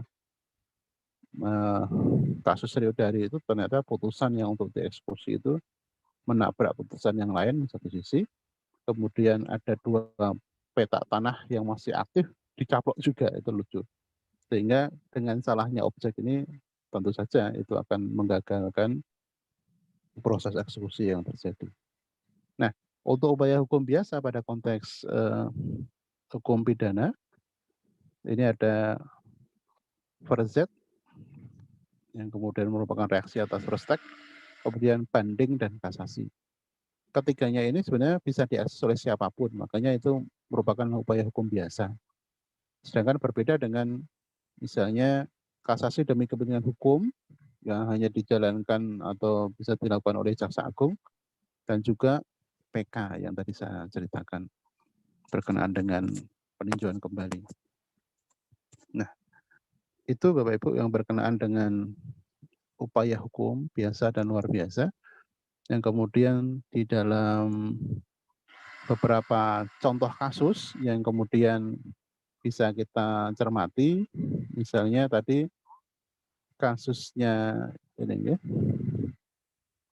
Jadi di file yang saya serahkan kepada panitia kemarin ada contoh kasus juga.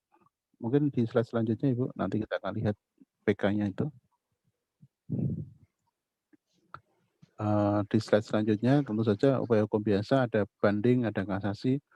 Kalau banding ini tentu saja Bapak Ibu sekalian tinggal melakukan cross check lanjutan karena poin pentingnya memori banding itu sifatnya tidak wajib. Maka tetapi akan lebih baik tentu saja ketika Bapak Ibu melakukan banding dengan menyusun memori banding, meskipun sifatnya tidak wajib. Berbeda dengan memori kasasi yang sifatnya wajib. Dan itu pun hanya limitatif di pasal 153 KUHP. Jadi kalau banding karena memori banding tidak wajib, maka bisa saja langsung dilanjutkan banding karena sama-sama judek fakti, hakim yang memeriksa fakta. Tetapi kalau kasasi itu wajib ada memori kasasi yang dasarnya hanya terbatas di pasal 153 KUHP tentang 3 hal. Apakah hakim dalam konteks ini judek fakti itu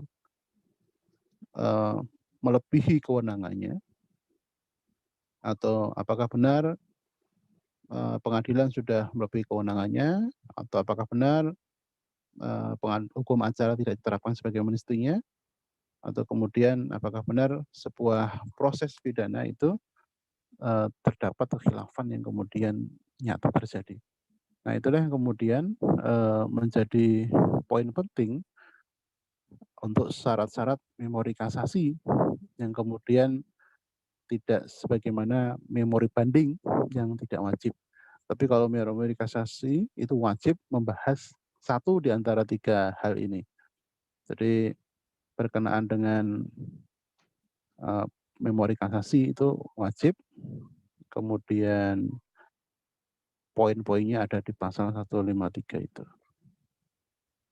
Nah, ini yang kemudian menjadi catatan penting bagi Bapak Ibu sekalian, bahwa tidak boleh ketika kasasi tidak menggunakan memori kasasi, ya kemudian otomatis tidak akan disetujui. Karena seperti yang kita ketahui bahwa ketika banding tidak perlu memori banding karena sama-sama judek fakti memeriksa fakta. Tetapi kalau memori kasasi wajib karena sudah berbeda antara judek fakti dengan judek juris. Karena di Mahkamah Agung kasasi itu berkaitan dengan apakah benar hukum itu tidak diterapkan sebagaimana mestinya. Ada di pasal 153 untuk masalah kasasinya. Nah, ini apakah benar suatu peraturan hukum tidak diterapkan atau diterapkan tidak sebagaimana mestinya? Apakah cara mengadili tidak dilaksanakan menurut ketentuan undang-undang? Apakah benar pengadilan tidak melampaui batas kewenangannya? Jadi ini ada indikasi melampaui batas kewenangan. Nah, memang kemudian baik terdakwa maupun penuntut umum itu sama-sama berwenang untuk mengajukan kasasi. Cuma ini kemarin ada kasus menarik juga Bapak Ibu sekalian. Salah satu klien kami dari kantor ini ya, seorang kepala kantor pajak di Jakarta 2. Ini ketika dia kepala kantor pajak tadi ketika promosi ke kantor pajak Gorontalo, ternyata ketika dia dipindahkan untuk promosi, ternyata sebelum pindah dia setelah pindah itu ternyata berkas-berkasnya diperiksa oleh Badan Audit Internal dari Kementerian Keuangan berkenaan dengan dugaan adanya penyelewengan 2 perusahaan ketika melakukan tax amnesty begitu. Jadi Bapak Ibu sekalian ingat bahwa di Undang-Undang Tax Amnesty itu termasuk undang-undang yang khusus. Jadi klien kami tadi ketika dia dipindah ke Gorontalo, ternyata berkas-berkas yang dia dulu tinggalkan di Jakarta itu diperiksa oleh Badan Audit Internal Kementerian Keuangan. Kemudian didapatkan data bahwa ada dugaan 2 perusahaan itu seharusnya satu perusahaan harusnya store pajaknya 8 miliar, ternyata hanya membayar 3 miliar. Yang harusnya 8 miliar hanya 4 miliar begitu. Nah, temuan ini kemudian menjadi bahasan hangat dan orang yang tadi sudah dipromosikan ke Gorontalo dipanggil untuk diadili begitu. Tapi karena ini kayaknya ada kejanggalan deh gitu. Maka kemudian Bapak Ibu kalau nanti cermati di Undang-Undang Amnesti, nggih, teks amnesti kemarin, mungkin nanti ada pembahasan khusus, tetapi ini penting untuk Bapak Ibu ketahui. Ternyata ini yang termasuk, misalnya ada kaitannya dengan kasasi, tapi waktu itu tidak perlu kasasi, ternyata Badan Audit Internal ini sudah ketakutan. Jadi kalau Bapak Ibu nanti cermati di Undang-Undang Nomor 11 tahun 2016 kalau nggak salah. Jadi di Undang-Undang Nomor 11 tahun 2016 tentang teks amnesti atau pengampunan pajak ini, Bapak Ibu bisa cermati bahwa di dalam proses penegakan hukumnya itu seorang untuk mendapatkan data itu tertutup, full tertutup. Yang bisa memberikan data itu hanya 2 orang. Yang pertama adalah kepala kantor pajak, yang kedua adalah wajib pajak. Nah, sedangkan badan audit internal tadi mendapatkan data tadi dengan cara memeriksa berkas. Dan ini ternyata kalau Bapak Ibu nanti cermati di pasal 21 kalau nggak salah, itu kemudian muncul bahwa teks amnesti itu melarang dengan keras siapapun mengakses tentang mengakses berkenaan dengan data-data teks amnesti. Bahkan ancamannya 5 tahun penjara. Nah, pada konteks seperti ini, waktu itu sebenarnya mau diajukan upaya hukum, tetapi baru dikasih teguran, itu sudah mundur teratur. Nah, ini karena terjadi yang namanya unlawful legal evidence. Jadi kalau Bapak Ibu cermati di bukunya Prof. Edi Hiris, judulnya Teori dan Hukum Pembuktian, itu menyebutkan bahwa ada perolehan alat bukti yang kemudian melawan hukum. Contohnya ya tadi, tidak boleh mengakses, ternyata malah diakses. Salah satunya contohnya ya kasus yang saya ceritakan tadi. Jadi untuk teks amnesti, pengumpulan pajak itu memang sifatnya rahasia. Yang penting pada saat itu adalah diperoleh pembayaran pajak. Memang kemudian ada beberapa ahli yang mengatakan teks amnesti ini termasuk upaya money laundering oleh negara. Tetapi kalau kita cermati hal ini, Bapak Ibu nanti bisa cermati misalnya di pasal ketentuan-ketentuan di pasal 20-an ya, berkenaan dengan perlakuan khusus di dalam teks amnesti. Ini ada di ketentuan pidana pasal 23 ya. Setiap orang yang melanggar ketentuan sebagaimana dimaksud pasal 21 ayat 2 dipidana dengan pidana penjara paling lama 5 tahun. Nah, pasal 23 ini ketika refer to atau jungto ke pasal 21, Menteri menyelenggarakan manajemen data dan informasi dalam rangka pelaksanaan undang-undang ini. Jadi yang bisa melihat justru hanya Menteri, kemudian CQ-nya kepala kantor pajak dan sebagainya. Nah, pada konteks ini Bapak Ibu harus memahami bahwa ada pelanggaran tentang diambilnya alat bukti tadi, karena dia menggunakan cara audit, padahal cara-cara itu dilarang. Kalau pada konteks normal mungkin diperbolehkan cara-cara seperti itu. Tetapi untuk teks amnesti yang kemudian waktu itu mengenai klien kami, saya tegaskan bahwa apa yang dilakukan oleh Badan Audit Internal dari Kementerian Keuangan itu justru membahayakan dirinya sendiri maupun membahayakan sang menteri. Karena menteri penyelenggara manajemen data dan informasi itu dalam rangka melakukan undang-undang ini, jadi menteri, wakil menteri, pegawai Kementerian Keuangan atau pihak lain yang berkaitan dengan pelaksanaan pengampunan pajak dilarang membocorkan, menyebarluaskan dan atau memberitahukan data dan informasi yang diketahui atau diberitahukan wajib pajak kepada pihak lain. Nah, pihak lain ini ketika ada Badan Audit Internal Keuangan, itu termasuk pihak lain yang tidak berhak untuk mengakses data tersebut. maka justru yang membocorkan ini bisa dikenai pidana 5 tahun. Nah, konsep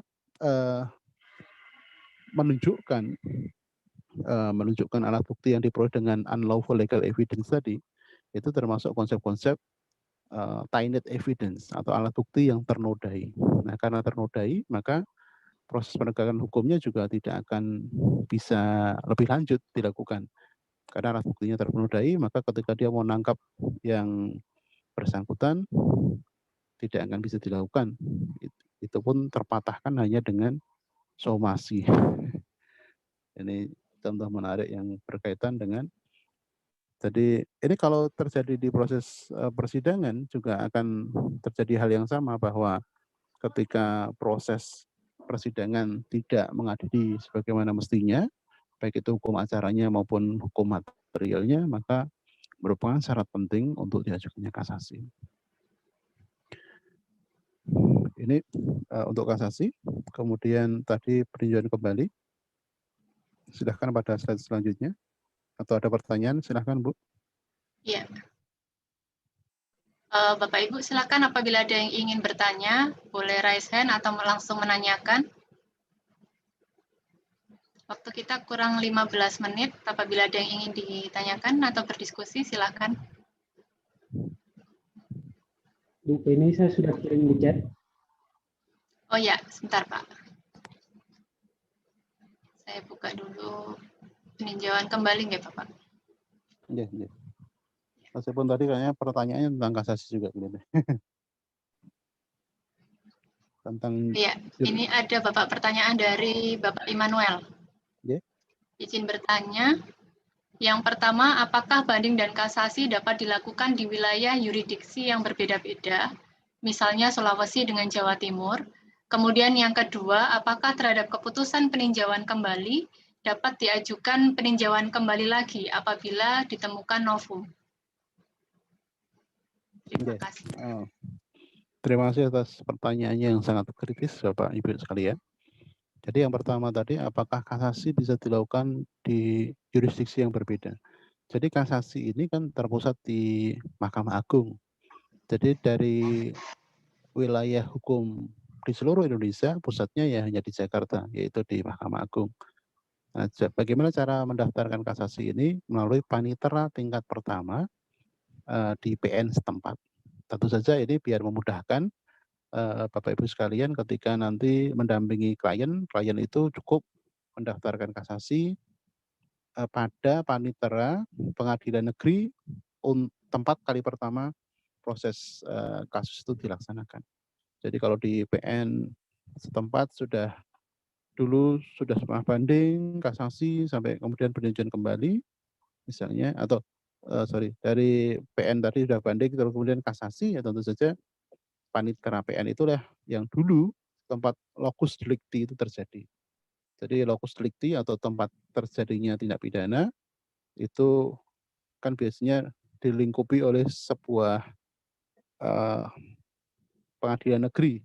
Maka pengadilan negeri itulah yang kemudian berwenang menyidangkan untuk kali pertama sebagai judek fakti.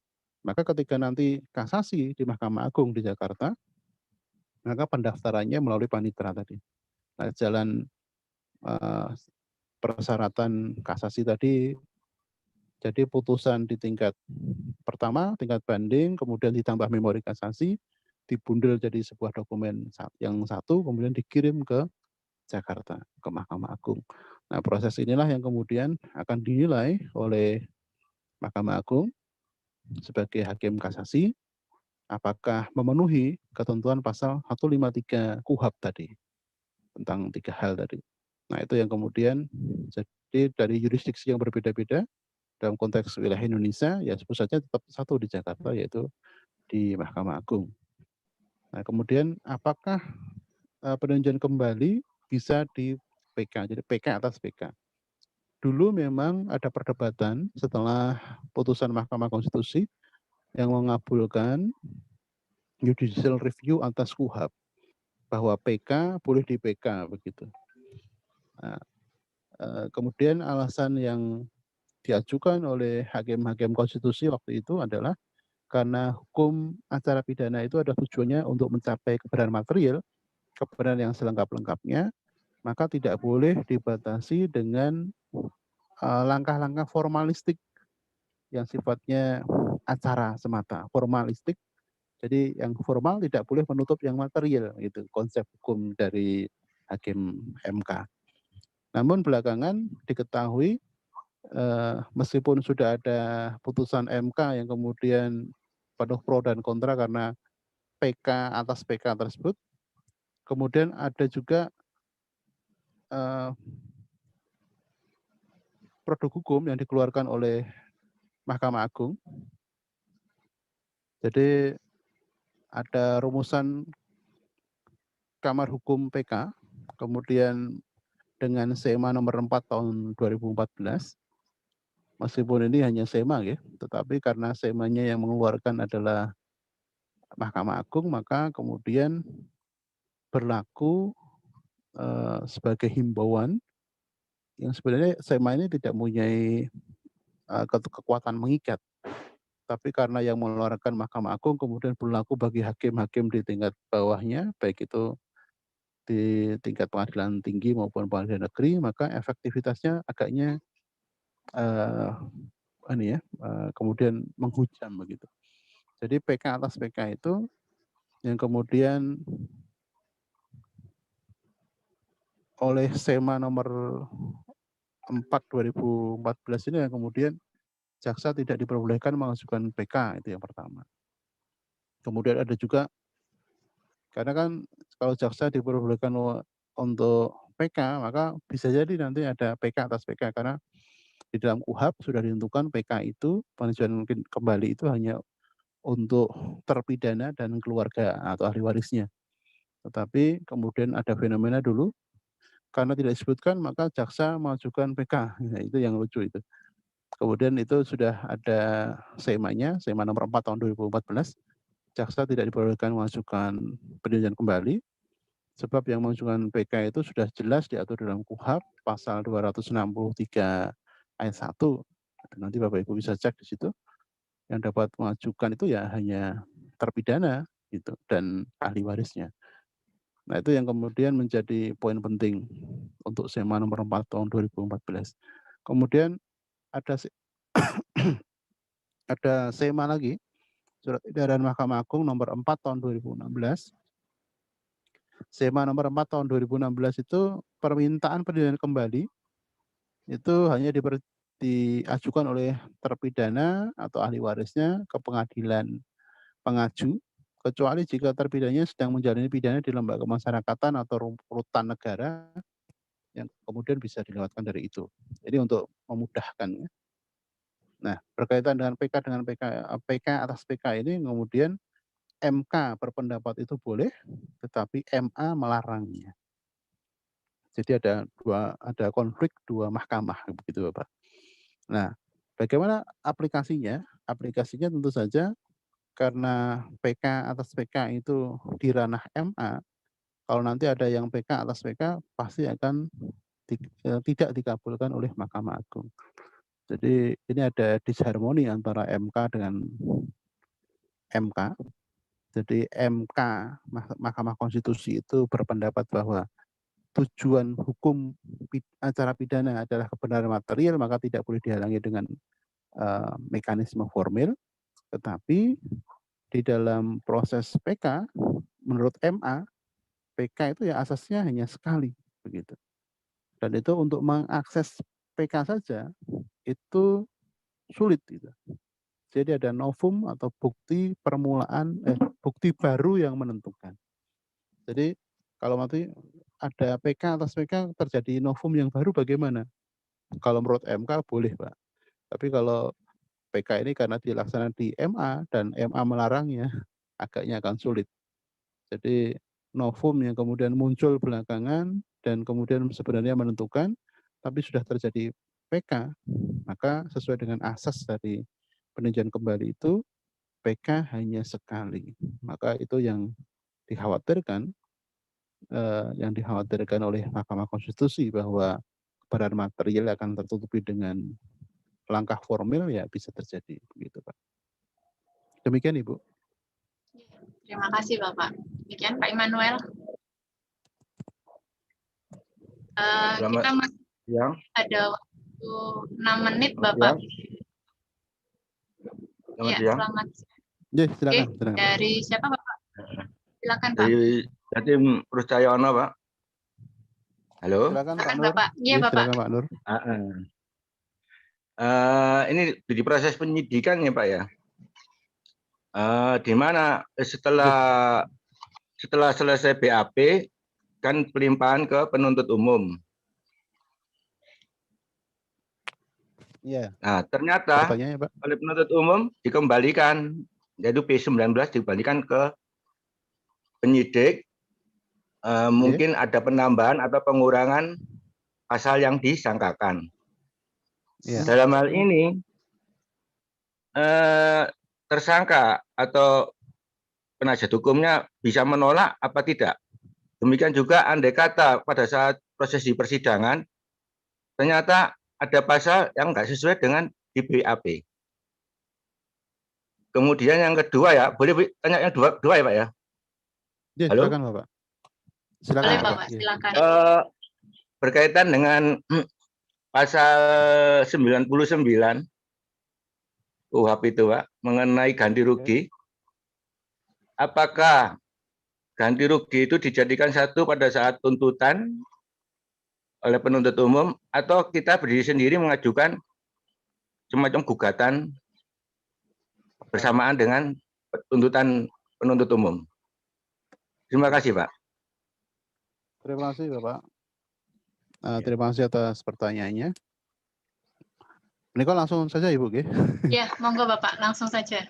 Ya, baik. Untuk yang pertama tadi berkenaan dengan BAP, G. Jadi begini Bapak. Kalau kita cermati di dalam Undang-Undang Nomor 8 Tahun 81 atau tentang hukum acara pidana atau KUHP itu, memang ada kekosongan hukum yang fatal. Kekosongan hukum itu terletak pada kewenangan penyidikan. Jadi meskipun saat ini Perkap ada peraturan Kapolri yang menyatakan batasan proses ini, proses penyidikan, ada Perkap Kapolri itu, tapi Perkap ini kan di bawah undang-undang, Perkap tentang pembatasan penyidikan. Jadi kalau berkenaan dengan Perkap ini, di satu sisi itu merupakan sebuah kemajuan di bidang penyidikan oleh polisi, bahwa polisi tidak boleh bertindak sewenang-wenang, karena di dalam KUHP itu Bapak, kalau kita cermati, Bapak Ibu sekalian bisa cermati bahwa KUHP itu tidak ada batasan bagi penyidikan. Jadi batasnya sampai kapan? Ada yang mengatakan sampai kiamat, Pak. Kan ngeri ya. Orang tetapkan sebagai tersangka itu sampai kiamat bisa terjadi. Meskipun kemudian di dalam KUHP kita kenal ada daluarsa. Ada daluarsa. Tapi daluarsa pun itu juga berlapis.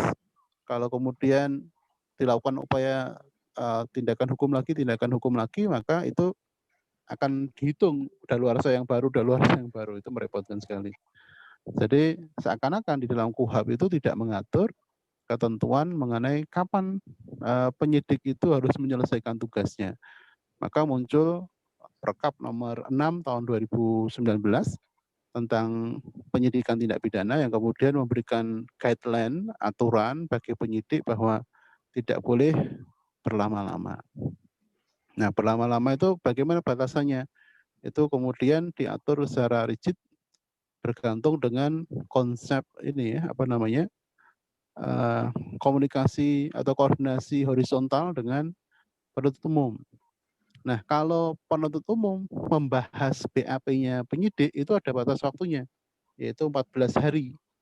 14 hari. Tetapi kalau kemudian BAP-nya dikembalikan lagi ke penyidik, nah itu menjadi 0 lagi Pak, kayak di Pertamina. Kita mulai dari 0 ya Mas gitu. Itu yang kemudian membuat repot karena di dalam KUHP tidak ada batasan waktu untuk penyidikan. Nah, berkenaan dengan penambahan pasal misalnya, itu sangat bergantung tentang bagaimana Bapak? Berkenaan dengan penambahan pasal itu sangat bergantung petunjuk yang diberikan oleh penuntut umum. Jadi karena nanti penuntut umum yang akan mendakwa di proses persidangan, maka pasal-pasal yang akan ditunjukkan itu yang kemudian yang akan dipertanggungjawabkan penuntut umum ketika nanti berhadapan dengan majelis hakim di satu sisi dan terdakwa di sisi yang lain. Nah, ada memang beberapa kasus yang dikatakan peradilan sesat ya misalnya. Jadi dakwaannya pada pasal X misalnya, tapi hakim sama sekali tidak memutus berdasarkan pasal X itu karena hakim mempunyai pendapat hukum sendiri. Itu biasanya biasanya terjadi pada kasus-kasus narkotika tadi. Jadi ada beberapa pasal yang kemudian dinegasikan oleh hakim, tapi kemudian hakim memutus dengan pasal yang tersendiri. Itu saya pernah bimbing skripsi tentang hal itu. Itu menjadi aneh karena hakim itu meskipun punya kebebasan hakim, karena hukum pidana itu kan sebenarnya hakim sama sekali tidak terikat oleh alat bukti, karena yang dicari adalah kebenaran material.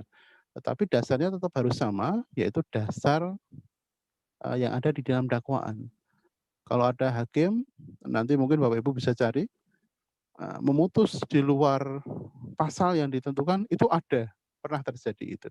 Tetapi hal ini tidak nyambung begitu, karena bagaimanapun kebebasan hakim itu harus didasarkan pada surat dakwaan.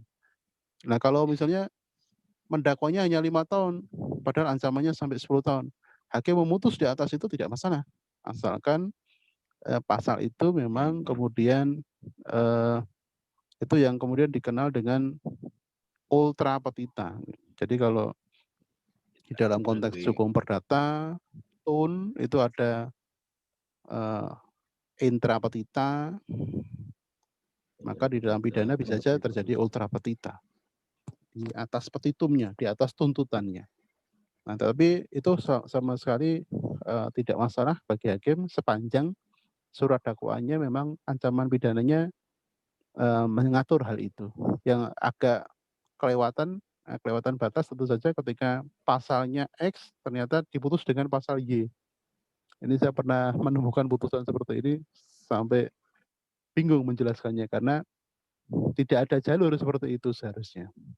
Demikian Bapak. Yang kedua, berkenaan pertanyaan mengenai ganti kerugian atau kita kenal dengan restitusi, memang selama ini yang kita kenal kalau kita menempuh jalur pidana yang akan kita tuntut pertanggungjawabannya adalah berkenaan dengan hal-hal yang sifatnya pemidanaan, entah itu pidana mati, pidana penjara, kurungan, atau denda, kan begitu, atau tindakan tambahan yang lain.